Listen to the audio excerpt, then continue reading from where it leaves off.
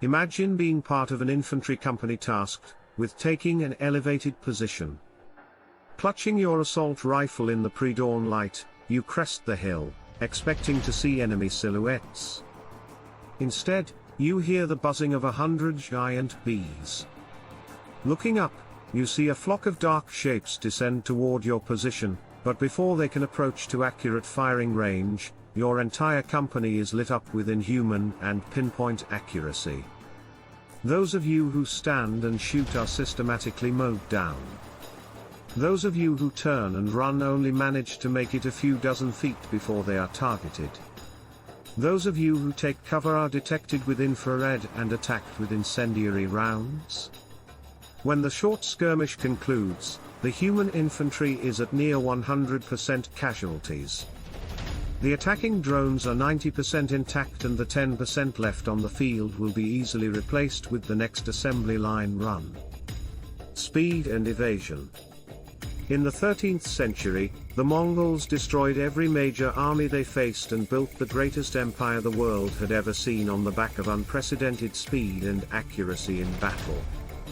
Against a mix of slow cavalry and even slower infantry, the Mongols brought a high-speed cavalry that could maneuver and shoot with unparalleled precision. When the enemy army stood, waiting for attack, the Mongols would charge but then stop on a dime and unleash barrage after barrage of devastating arrow fire. When the enemy army charged, the Mongols would ride away, just out of reach, continuously shooting arrows into the enemy army. To the enemy, the Mongols always felt just out of reach, and the more desperate the enemy soldiers became, the more their discipline and morale broke down, and the easier it was for the Mongols to pick them apart. Distance and accuracy. 100 years after the Mongol invasions, on the other side of Europe, the English repeatedly destroyed larger French armies on the continent through the use of the longbow. The longbow allowed the English to decimate attacking armies from a distance, raining death from the skies as the enemy tried to attack. The French knights' strength and skill in hand-to-hand combat was rendered irrelevant, as they were taken down hundreds of yards from the English lines. French cavalry charges were cut short when the horses were mortally wounded underneath their riders. By the time the French were able to close to fighting distance, their ranks had gaping holes and their morale was demolished. The human factor. Military training is about one thing: turning a human being into a robot. The perfect soldier is a killing machine, someone who obeys without question, who executes without doubt, and who operates without fear. Yet, humans are not robots.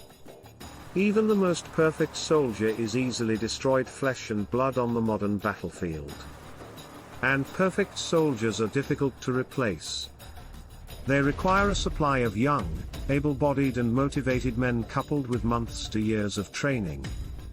In turn, these soldiers have loved ones who may turn against the political will to continue the military conflict until victory can be achieved on the battlefield. Drone soldiers.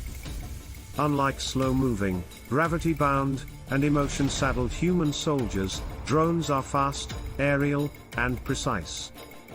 They do not require training or morale.